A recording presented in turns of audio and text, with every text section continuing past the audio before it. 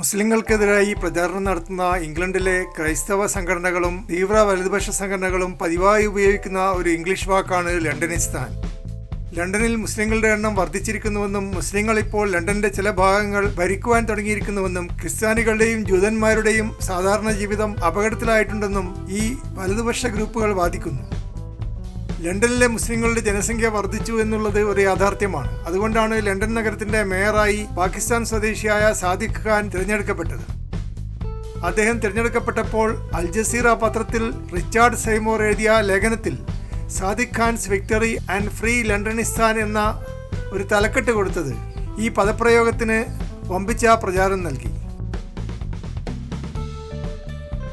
അതുപോലെ മുൻ മന്ത്രി പോൾ സുള്ളി ലണ്ടൻ നഗരത്തിന്റെയും ബർമിംഗ്ഹാം നഗരത്തിന്റെയും പല ഭാഗങ്ങളിലും മുസ്ലിങ്ങളല്ലാത്തവർക്ക് പ്രവേശിക്കുവാൻ സാധിക്കുന്നില്ല എന്ന് ആരോപണം ഉന്നയിച്ചത് മാധ്യമങ്ങളിൽ വമ്പിച്ച ചർച്ചയാവുകയും ചെയ്തു. ഇംഗ്ലണ്ടിൽ മുസ്ലിം വിരുദ്ധ വികാരം വളരുന്നുവെന്ന കൺസർവേറ്റീവ് പാർട്ടിയുടെ നിലപാട് ചർച്ച ചെയ്യുവാൻ BBC സംഘടിപ്പിച്ച ഒരു ഇന്റർവ്യൂവിലാണ് പോൾ സ്കള്ളി ഈ അഭിപ്രായം രേഖപ്പെടുത്തിയത്.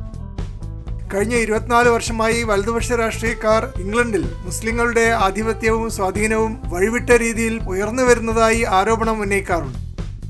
ക്രിസ്ത്യാനികൾക്കും ജൂതന്മാർക്കും ഈ രാജ്യത്തിൽ നിലനിൽപ്പില്ല എന്ന് കൺസർവേറ്റീവ് പാർട്ടി പലപ്പോഴും വാദിക്കുകയും ഇത്തരത്തിലുള്ള വാദങ്ങൾ അവരെ ഇലക്ഷനിൽ സഹായിക്കുകയും ചെയ്തിട്ടുണ്ട്. പൊതുവായി പറഞ്ഞാൽ കുടിയേറ്റത്തിനെതിരായ ഒരു വികാരമുണ്ടാക്കുവാനും ഇത്തരത്തിലുള്ള അഭിപ്രായങ്ങൾ ഇടയാക്കിയിട്ടുണ്ട്. ലണ്ടൻ നഗരത്തിന്റെ പല ഭാഗങ്ങളിലും ശരീഅത്ത് നിയമം നടപ്പാക്കിയിട്ടുണ്ടെന്നും അവിടെ പോലീസിന് പോലും കയറി ചെല്ലുവാൻ പറ്റാത്ത ആധിപത്യം മുസ്ലിങ്ങൾ ഉണ്ടാക്കിയെടുത്തിട്ടുണ്ടെന്നും ക്രിസ്ത്യൻ ഗ്രൂപ്പുകളും തീവ്ര വലതുപക്ഷ ഗ്രൂപ്പുകളും ആരോപിക്കുന്നു. ഇതിൽ അല്പസ്വല്പം സത്യമുണ്ടെന്നത് ഒരു യാഥാർത്ഥ്യവുമാണ്. ലണ്ടൻ നഗരത്തിന്റെ മുസ്ലിം പ്രദേശങ്ങളിൽ താമസിച്ചിരുന്ന ക്രിസ്ത്യാനികൾ അവിടെ ഒഴിഞ്ഞു പോവുകയും ആ വീടുകൾ കൂടി മുസ്ലിങ്ങൾ താമസമാക്കുകയും ചെയ്തതോടുകൂടി മുസ്ലിങ്ങളല്ലാത്തവർ ഈ പ്രദേശങ്ങളിൽ പ്രവേശിക്കുന്നത് ഒഴിവാക്കിയിട്ടുണ്ട് എന്നുള്ളത് ഒരു യാഥാർത്ഥ്യമാണ്.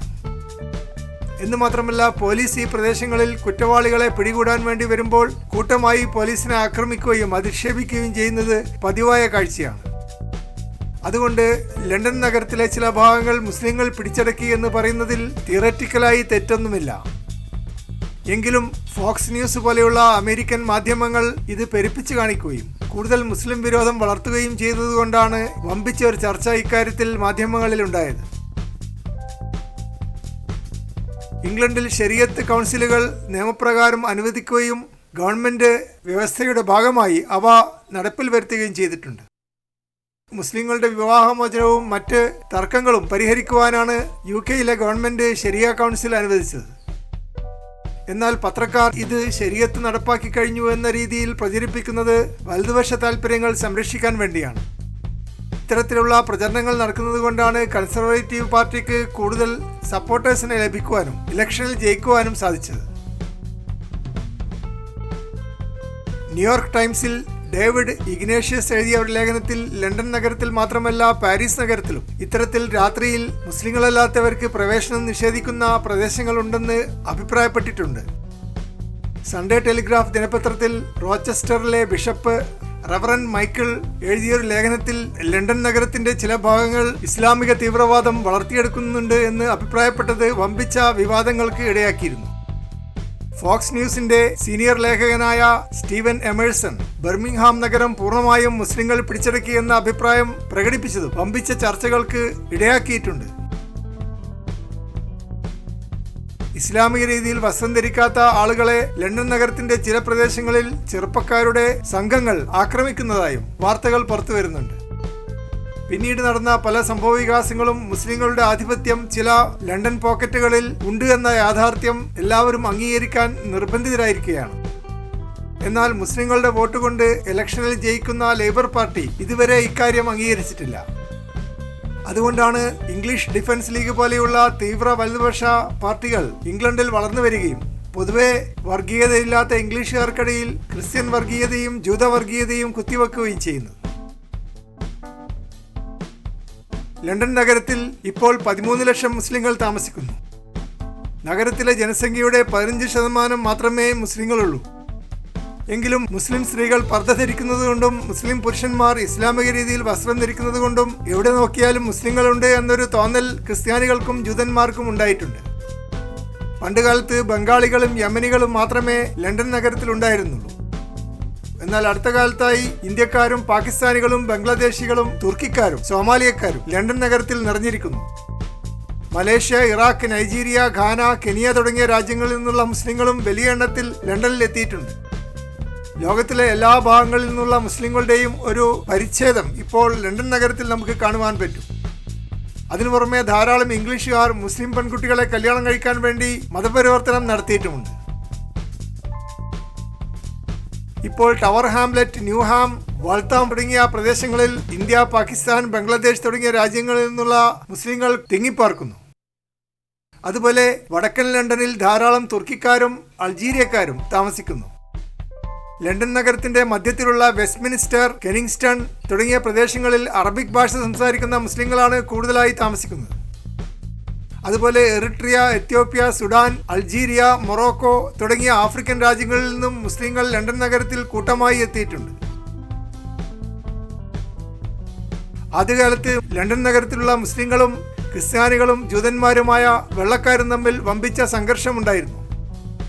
എന്നാൽ മുസ്ലിം പ്രദേശങ്ങളിൽ താമസിക്കേണ്ടതില്ല എന്ന് വെള്ളക്കാർ തീരുമാനിക്കുകയും അവർ ഒഴിഞ്ഞു പോവുകയും ചെയ്തതോടുകൂടി കൂടുതൽ സാമുദായിക ധ്രുവീകരണം ഉണ്ടായിട്ടുണ്ട്.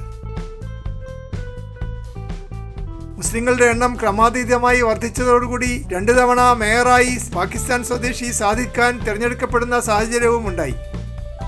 ഇപ്പോൾ ലണ്ടൻ നഗരത്തിലെ 13,000 ബിസിനസ്സുകളും മുസ്ലിങ്ങൾ നടത്തുന്നതാണ്. 70,000 ആളുകൾക്ക് മുസ്ലിങ്ങൾ ജോലി കൊടുക്കുന്നു. ഈ നഗരത്തിലെ ബിസിനസിന്റെ 3/4 ഭാഗവും മുസ്ലിം നിയന്ത്രണത്തിലാണെന്ന് ചേംബർ ഓഫ് കൊമേഴ്സ് അഭിപ്രായപ്പെടുന്നു. രാജ്യത്തിലെ മൊത്തം ജനസംഖ്യയുടെ 7% മുസ്ലിങ്ങളാണ്. 44 ലക്ഷം മുസ്ലിങ്ങൾ യുണൈറ്റഡ് കിങ്ഡമിൽ താമസിക്കുന്നു. ഓരോ വർഷവും 5000-ലധികം ബ്രിട്ടീഷുകാർ ഇസ്ലാം മതം സ്വീകരിക്കുന്നുമുണ്ട്. ഇപ്പോൾ മതം മാറി മുസ്ലിമായ വെള്ളക്കാരുടെ എണ്ണം 1 ലക്ഷം കവിഞ്ഞിട്ടുണ്ട്. അഭിപ്രായ സർവേകൾ നടത്തിയപ്പോൾ 47% ബ്രിട്ടീഷുകാരും മുസ്ലിം കുടിയേറ്റത്തിന് എതിരാണെന്ന് അഭിപ്രായം പറഞ്ഞിട്ടുണ്ട്. എങ്കിലും മുസ്ലിങ്ങളെക്കുറിച്ച് മോശം അഭിപ്രായമുള്ളവർ 18% മാത്രമേയുള്ളൂ. യൂറോപ്പിൽ ഏറ്റവും കൂടുതൽ മുസ്ലിങ്ങളെ അനുകൂലിക്കുന്ന ആളുകൾ ബ്രിട്ടീഷുകാരാണ്. എങ്കിലും ലണ്ടൻ നഗരത്തിന്റെ പല ഭാഗങ്ങളും മുസ്ലിങ്ങളെ കൈയടക്കി വച്ചിരിക്കുന്നത് രാജ്യസുരക്ഷയ്ക്ക് ഒരു ഭീഷണിയാണെന്ന് 30% ബ്രിട്ടീഷുകാർ അഭിപ്രായപ്പെട്ടിട്ടുണ്ട്. പ്രത്യേകിച്ചും കൺസർവേറ്റീവ് പാർട്ടി അംഗങ്ങളാണ് മുസ്ലിങ്ങൾക്കെതിരായി ഒരു വികാരം ഉണ്ടാക്കിയെടുത്തിട്ടുള്ളത്. ലണ്ടനിലെ ജയിലുകളിൽ 14,000-ഓളം മുസ്ലിങ്ങൾ താമസിക്കുന്നുണ്ട്. ജയിലുകളിൽ മറ്റു വിഭാഗത്തിൽപ്പെട്ടവരെ ഇസ്ലാം മതത്തിലേക്ക് മതപരിവർത്തനം നടത്തുന്നതായി പരാതികൾ ഉയർന്നിട്ടുണ്ട്. ലണ്ടൻ നഗരത്തിലെ സ്കൂളുകളിൽ മുസ്ലിം കുട്ടികൾ ഹിന്ദുക്കളെയും ക്രിസ്ത്യാനികളെയും ജൂതന്മാരെയും കാഫിർ എന്ന് വിളിച്ച് കളിയാക്കുന്നതായി പരാതികളുണ്ട്. ഇസ്ലാം മതം സ്വീകരിച്ചില്ലെങ്കിൽ നരകത്തിൽ പോകുമെന്ന അഭിപ്രായം മുസ്ലിങ്ങൾ മറ്റു മതക്കാരോട് പരസ്യമായി പ്രകടിപ്പിക്കുന്നതും സാധാരണമായിട്ടുണ്ട്. ഇപ്പോൾ 25,000-ഓളം ഇസ്ലാമിക തീവ്രവാദികൾ ലണ്ടൻ നഗരത്തിൽ താമസിക്കുന്നതായി പോലീസ് ഡിപ്പാർട്ട്മെന്റിന്റെ കണക്കുകൾ കാണിക്കുന്നു. ഇവരിൽ 500-ഓളം പേരെ പോലീസ് ദിനംതോറും നിരീക്ഷിക്കുന്നുണ്ട്. എങ്കിലും തീവ്രവാദികളെ പുറത്താക്കുവാൻ ഇംഗ്ലണ്ടിലെ നിയമം അനുവദിക്കുന്നില്ല. എന്തെങ്കിലും പ്രശ്നങ്ങൾ ഉണ്ടാക്കിയാൽ മാത്രമേ ആരെയെങ്കിലും രാജ്യത്ത് നിന്ന് നാടുകടത്തുവാൻ സാധിക്കുകയുള്ളൂ. ഇപ്പോഴത്തെ പ്രധാനമന്ത്രി ഋഷി സുനാക് കുടിയേറ്റക്കാർക്കെതിരായി കർക്കശമായ നിലപാടെടുക്കുന്ന ഒരു വ്യക്തിയാണ്. മുസ്ലിങ്ങൾ എന്തെങ്കിലും പ്രശ്നങ്ങൾ ഉണ്ടാക്കിയാൽ അദ്ദേഹത്തിന്റെ അടുത്ത് നിന്ന് യാതൊരു സപ്പോർട്ടും ലഭിക്കുവാൻ സാധ്യതയില്ല. കാരണം മുസ്ലിങ്ങളല്ലാത്തവരാണ് കൂടുതലായി ഋഷി സുനാക്കിന് വോട്ട് ചെയ്തിട്ടുള്ളത്. ലേബർ പാർട്ടിയിലാണ് കൂടുതൽ മുസ്ലിങ്ങളും മെമ്പർഷിപ്പ് എടുത്തിട്ടുള്ളതും വോട്ട് ചെയ്യുന്നതും എന്ന് ഋഷി സുനാക്കിന് അറിയാം. അതുകൊണ്ട് മുസ്ലിങ്ങൾക്കെതിരായ നടപടികൾ എടുക്കുവാൻ അദ്ദേഹത്തിന് യാതൊരു ഭയവുമില്ല. ലണ്ടൻ നഗരത്തിലെ ഗവൺമെന്റ് പൊതുവെ സലഫി മുജാഹിദ് വിഭാഗത്തിൽപ്പെട്ട മുസ്ലിങ്ങളെ ശത്രുക്കളായി കണക്കാക്കുന്നു. കൂടുതൽ തീവ്രവാദികളും സലഫികളും മുജാഹിദ് വിഭാഗത്തിൽപ്പെട്ടവരുമാണെന്ന് പോലീസ് ഡിപ്പാർട്ട്മെന്റ് അഭിപ്രായപ്പെടുന്നു. 68 മുജാഹിദ് പള്ളികൾ ഉണ്ടായിരുന്നത് ഇപ്പോൾ 110 ഉയർന്നത് വമ്പിച്ച ഭീഷണിയായി ബ്രിട്ടീഷുകാർ കണക്കാക്കുന്നു.